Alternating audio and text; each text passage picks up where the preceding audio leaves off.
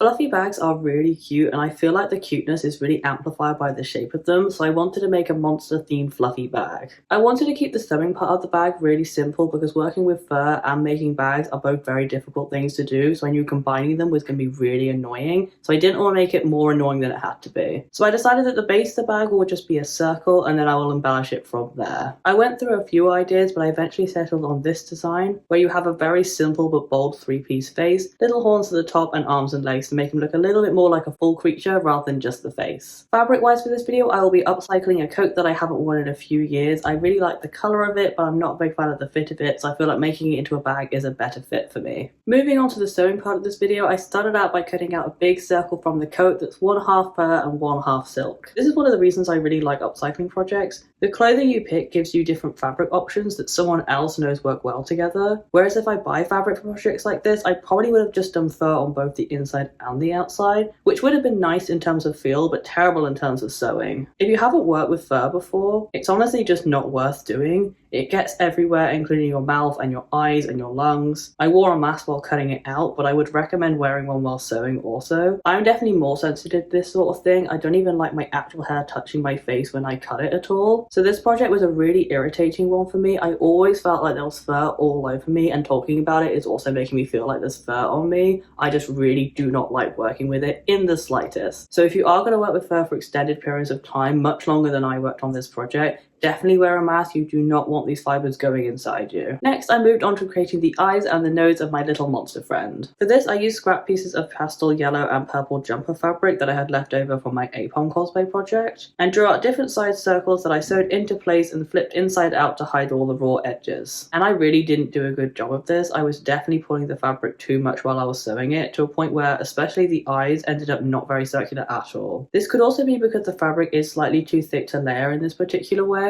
but I think it was mostly my sewing skills that caused it. However, for this project, I thought it actually gave my monster some charm and personality that matches the design of his face. Because of where I placed the eyes and nose, he ends up looking quite worried, so the shaky edges of the eyes actually work in this expression's favour, as they could imply that the eyes are quivering in some sort of way. Maybe I've just become too overly attached to him, but I definitely wouldn't redo the face to make the eyes more circular. His nose also came out a little bit wonky. It doesn't show much on the final result because it's smaller and more covered by the fur, but at least all the features match because it makes that crookedness look a little bit more purposeful. To sew the features onto the face, I used a very thick and tight zigzag stitch and went all the way around those features that I just made. And only when actually sewing them into place did I realise that I didn't need to double layer them at all. I could have just sewn them into place this way by cutting them out of one piece of fabric. The thing about fur is that it's very forgiving when it comes to raw edges on fabric because it naturally covers them up, especially if the fur direction is going towards the edge. So I could have just sewn flat circles onto the face and probably would have gotten the exact same effect that I did, but with half the amount of fabric. Also with the eyes, the yellow fabric is slightly see-through, so you end up being able to see where I cut into the back of the fabric in order to flip the piece the right way out. So the monster now has slight crosses in his eyes, which wasn't what I was going for at all. But I didn't want to unpick his eyes and redo them because I really don't like working with fur already. I can't imagine trying to unpick around it and then re-sewing things on,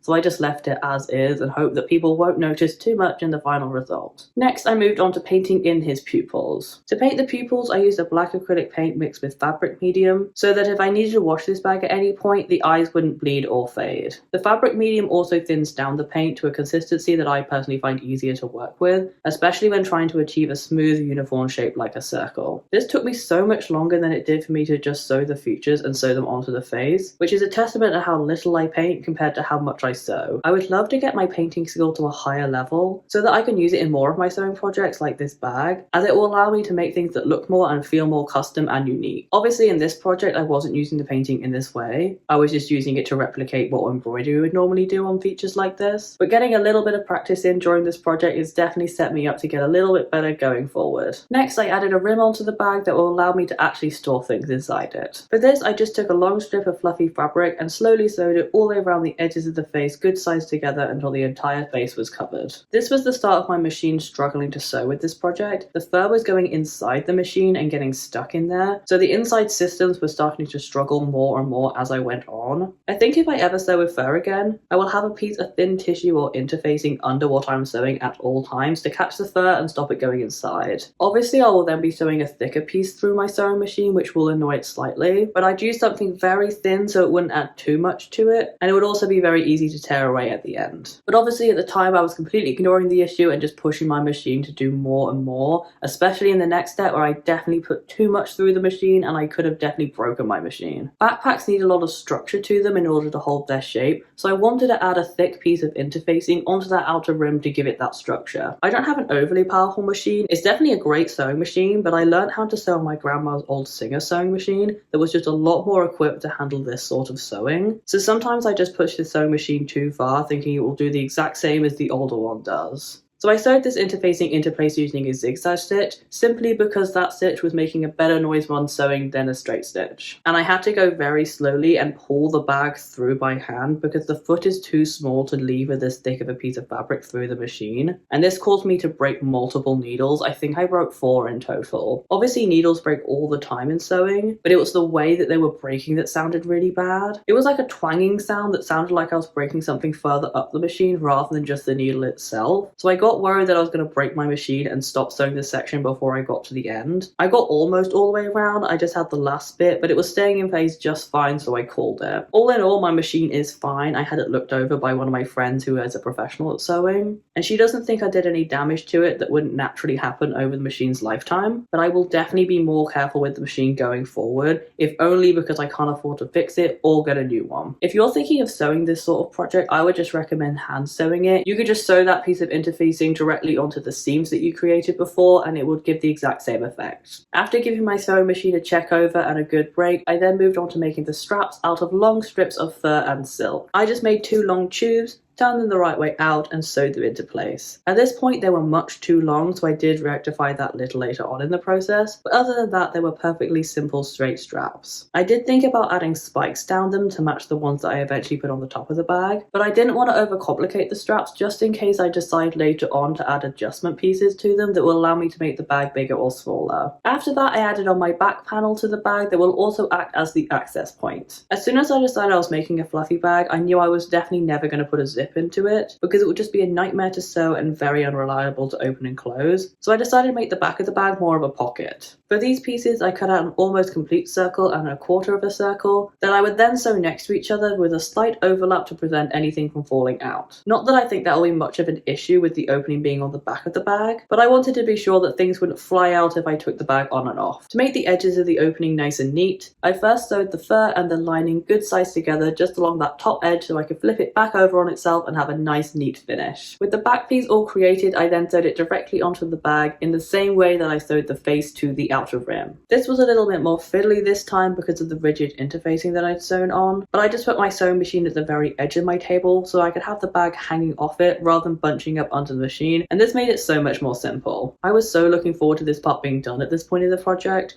I've been working on this on and off for a few weeks because the fur was irritating me so much. I actually started this project back in October thinking it was going to be a Halloween video. So it felt so good to finally finish this seam and flip the bag the right way out because it marked the end of the fluff flying everywhere. Obviously the bag wasn't quite done at this point, but I was done with using the fur and I could move on to making the accessory pieces that weren't going to be made of fur in the slightest. For the arms and legs, I wanted to make them as simple as the rest of the features, so I just made them simple oval shapes. I decided to make the legs slightly longer than the arms and sew them on flat rather than folded so there will be slightly more differentiation between them. Basically, I didn't want the arms and legs to be the exact same because then they would look more like tentacles and that wasn't the look I was going for. I sewed them onto the bag by hand to make the process less frustrating, and I'm so glad that I did because this part was definitely the smoothest part of the process so far. Finally, I gave him the 2 little horns on his head. To make these, I cut out 2 cones of the same light purple fabric that I was using for the arms and the legs and sewed them into place by hand. In my original plan, these were going to be fur, but I didn't want to work with fur anymore, so I just used the light purple instead, and I feel like it does balance him out a little bit more because every area of the perimeter does have some sort of pastel purple on it. With that said, I can now show you the final result of this project.